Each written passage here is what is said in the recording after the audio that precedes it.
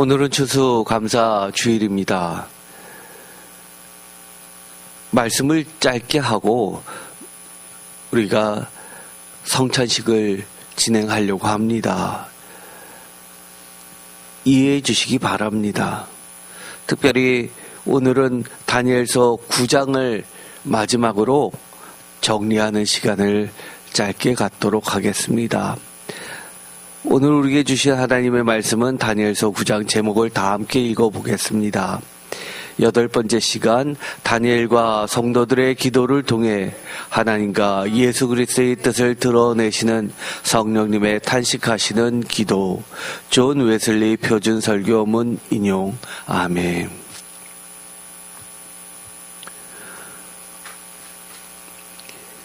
열세 번째 질문 계속하도록 하겠습니다. 오늘날 우리는 다니엘의 기도로부터 무엇을 배워야 합니까? 답변, 말씀 중심의 기도 생활이죠. 우리의 뜻대로 하는 것이 아니라 하나님의 뜻을 간구하고, 비록 우리가 우리의 소원에 치우쳐서 우리의 욕심대로 기도했다 하더라도 기도 가운데 성령님의 인도하심을 따라서 하나님의 뜻을 발견하고 하나님의 귀한 그 뜻이 이루어지기를 말씀을 중심으로, 약속을 중심으로 성취되기를 기도하는 기도 생활입니다. 웨슬리와 두란노 하우투 주석에서 강조하듯이 우리의 기도는 하나님의 말씀에 기초해야 합니다. 성경을 읽고 묵상하는 가운데 하나님의 뜻을 발견하고 그 약속을 붙잡고 기도해야 합니다. 두 번째, 철저한 회개와 겸손입니다. 웨슬리, 루터, 칼빈 등 모든 주석가들이 강조하듯이 우리의 의가 아니라 오직 하나님의 긍휼하심을 구하는 겸손한 자세가 필요합니다. 트럼프 롱맨 3세 같은 경우에는 다니엘의 기도는 오늘날 모든 세대의 그리스도인들이 드려야 할 포괄적 회개와 중보의 모델입니다 라고 이야기했습니다.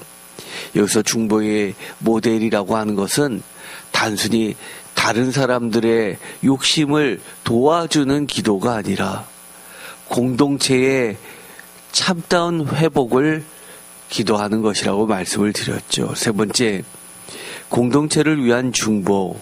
배종훈 교수는 강조하듯이 다니엘은 개인의 죄뿐만 아니라 민족의 전체의 죄를 위해 중보했습니다. 우리도 교회와 민족 세계를 위해 중보 기도하는 자세가 필요합니다 라고 말하고 있습니다. 네 번째는 하나님의 영광을 구하는 기도입니다. 사실은 제 개인적으로는 이 4번이 어떻게 보면 가장 중요하죠. 왜냐하면 주기도문 같은 경우에는 어떻게 되어 있습니까? 제일 첫 번째 기도가 바로 하나님의 영광을 구하는 기도였습니다. 어니스트 루카스가 강조하듯이 우리의 기도는 우리 자신의 유익보다 하나님의 이름과 영광이 높여지기를 구해야 합니다 라고 말합니다. 다섯 번째, 하나님의 신실하심에 대한 확신이죠.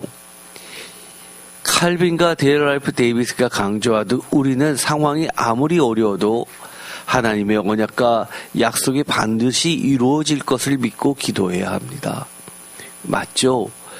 성경 각 곳에서, 특별히 히브리서 같은 경우에는 특별히 하나님을 기쁘시게 하는 기도라고 하면서 구체적으로 이야기를 하고 있을 정도입니다. 우리가 기도할 수 있는 것은 하나님의 신실하심입니다. 우리의 믿음이라고 하는 것은 사실 깨지기 쉬운 그릇과 같지만 하나님의 그 신실하심을 붙잡는 기도입니다. 여섯 번째, 일상에서의 경건한 삶입니다. 바브라 롱라이가 강조하듯이 기도는 단순히 형식이 아니라 통제 불가능한 상황에서 하나님의 주권을 인정하고 경건한 순종을 결단하는 삶의 표현이어야 합니다 라고 말합니다. 사실 이것은 감리교의 창시자 존 웨슬리 목사님이 강조하셨던 부분이기도 하죠. 다니엘의 기도라고 하는 것은 핵심이 바로 참된 신앙인, 그 참된 신앙인의 표상을 다니엘이라는 이름으로 바꾸어서 이야기하는 것처럼 바로 경건한 삶을 이어주는 중요한 매개체가 기도입니다. 7번째, 하나님의 더 큰 계획 바라보기. 어떻게 보면 우리가 이처럼 설교 가운데서 과거에 수많은 내놓으라 할 만한 주석가들이 다 이야기한 것을 다시 한번 더 짚어보는 이유는 바로 7번째입니다. 하나님의 더 큰 계획 바라보기. 모든 주석가들이 동의하듯 다니엘의 기도는 70년이라는 당면한 문제를 넘어 71회라는 하나님의 궁극적 구원 계획을 보게 했습니다. 우리도 눈앞의 문제만 보지 말고 하나님의 더 크고 광대한 구속사적 계획을 바라보며 기도해야 합니다. 아멘.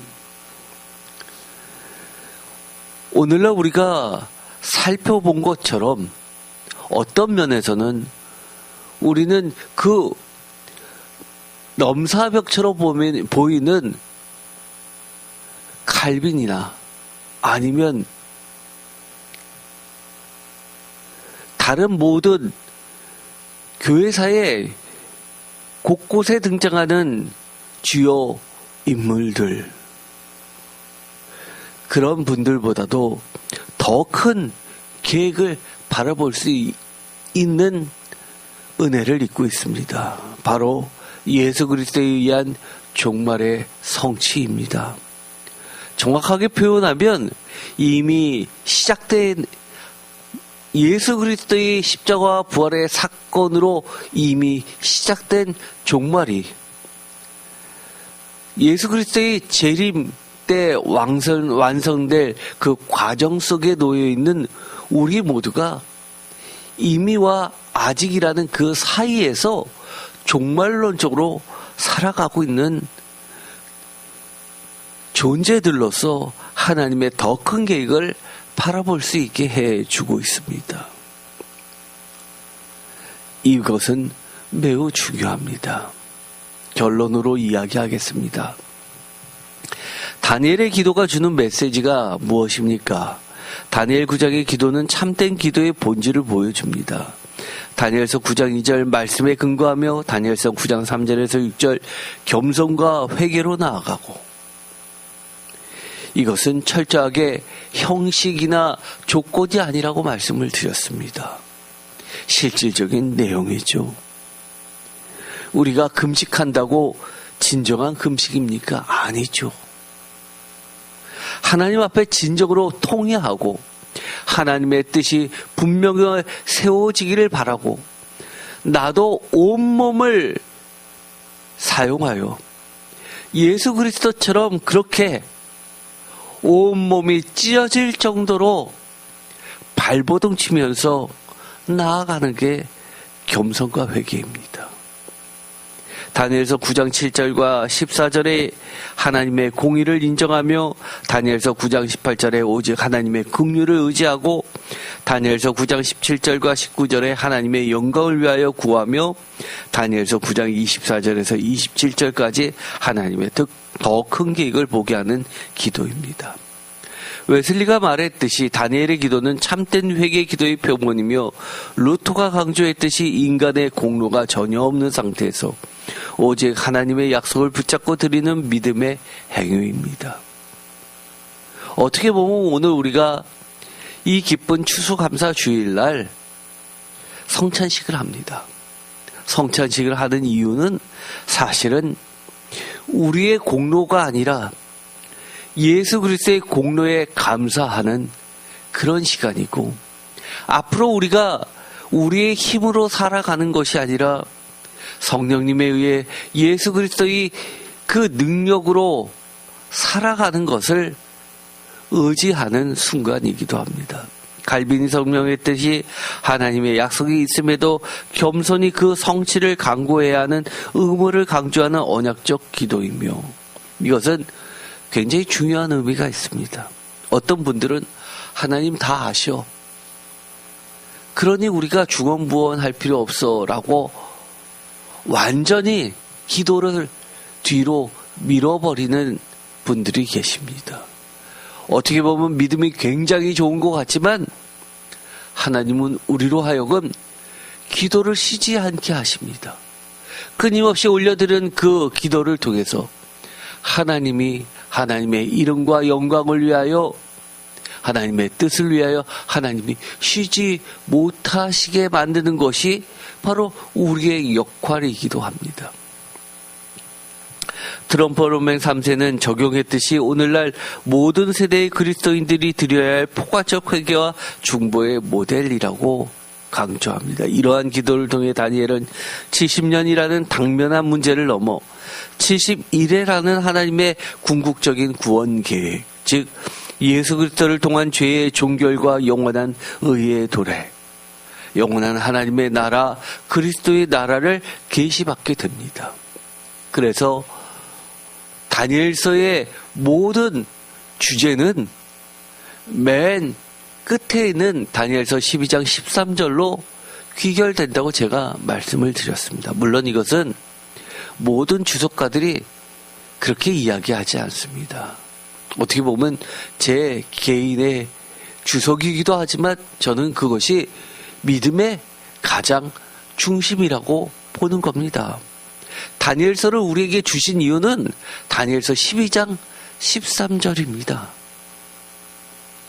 우리에게 하나님의 거룩하신 뜻, 영원한 하나님의 나라의 분깃, 몫을 주시기 위해, 기업을 주시기 위해서 다니엘서를 우리에게 허락해 주셨고, 또 수많은 환난과 고난이 있더라도 참고 인내하면서 편히 마음을 가지고 쉬면서 하나님을 붙잡고 하나님의 약속을 붙잡고 이겨내라고 주시는 말씀이라고 제가 강조를 드렸습니다. 이것이 바로 기도의 놀라운 능력입니다. 우리의 감정의 토로가 아니라 하나님의 그 뜻이 분명하게 우리의 기도를 통해서 확인받는 시간이고 다시 한번 하나님의 약속에 도장받는 시간이기도 합니다. 우리의 능력은, 기도의 능력이라는 것은 내가 마치 요술방망이를 흔들듯이 기도하면 다 이루어져가 아니라 하나님의 참뜻을 깨닫는, 발견하는 영적 선물입니다. 이거 절대로 착각하면 안 됩니다. 나의 욕심에 치우쳐서 기도를 드렸는데 그 기도가 이루어졌다고 좋아하는 순간 사탄의 길로 고속도로 달리듯이 그렇게 달려갈 수 있습니다. 진정한 하나님의 은혜는 잘못 가는 것에 대해서 멈추라라고 하는 하나님의 응답을 받는 것이고, 또 그만두고 싶을 때 하나님의 뜻에 따라서 계속 갈 수 있게 해 주는 응답을 확인하는 것이 놀라운 능력입니다. 하나님의 참뜻을 깨닫는, 발견하는 영적 선물이 없다면 이것은 기도의 능력이 전혀 아닌 겁니다. 우리도 다니엘처럼 하나님의 말씀에 기초하여 겸손히 간절히 하나님의 영광을 위해 기도할 때 하나님은 우리가 상상하는 것보다 더 크고 광대한 그분의 계획을 보여주실 것입니다. 이런 것 때문에 우리가 기도하는 맛이 나는 것 아닙니까? 하나님의 뜻으로 나아가게 이끌어 주실 것이라는 강력한 성령님의 인도하심이 계시기 때문입니다.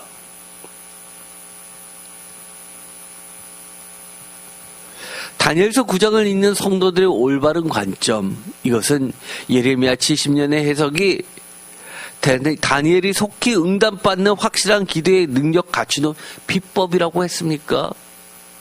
다시 한번 이야기하지만 아니죠. 하나님의 뜻을 발견하고 하나님의 뜻이 이루어지도록 적극 참여하기를 결단하고 행하는 기도입니다. 말로만 그치면 됩니까? 우리가 성찬식을 2000년이 지난 지금도 하는 이유가 무엇입니까?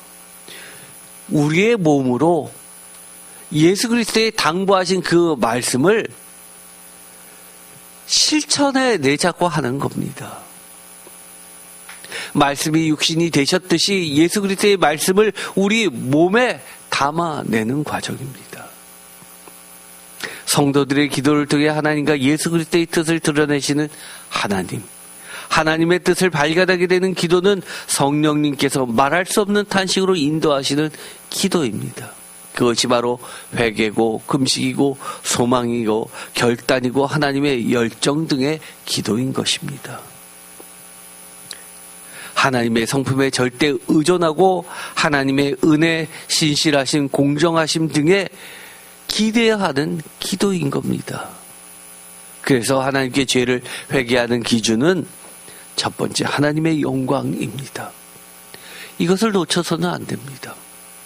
나는 하나님에 대해서 신실한 마음으로 정직하게 기도해서 하나님께 영광을 돌렸다고 생각하는 순간에도 하나님은 반대로 그 행동이야말로 적그리스도의 행동이었어 라고 질책하실 수 있다는 두려운 마음을 가져야 되는 겁니다.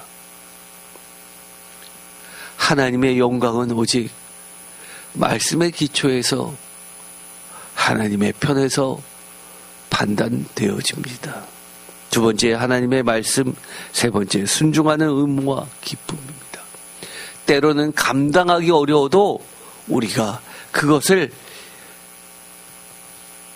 이겨내고 순종할 수 있는 참된 기도가 다니엘의 기도인 겁니다. 오늘 이렇게 다니엘의 기도를 모두 다 했습니다.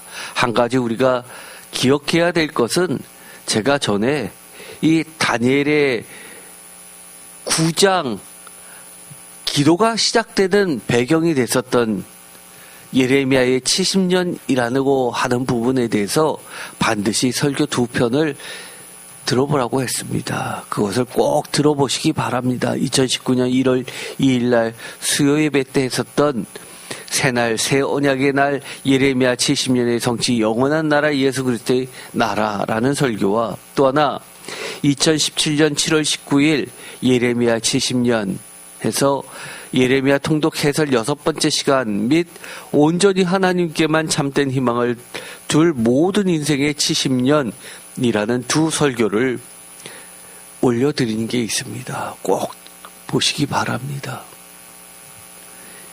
매우 중요합니다. 오늘은 이것으로 하고 설교를 다니엘의 9장에 관련된 설교를 모두 마치고 이어서 성찬식을 진행하도록 하겠습니다. 기도하고 마치겠습니다. 하나님 감사합니다. 오늘 우리가 다니엘서 9장을 통해서 정리하는 시간을 가졌습니다. 그동안 긴 8번째 시간을 가지면서 우리가 다시 한번 하나님께서 원하시는 참된 신앙인의 신앙생활의 핵심인 말씀과 기도의 중심에 대해서 배우게 되었습니다.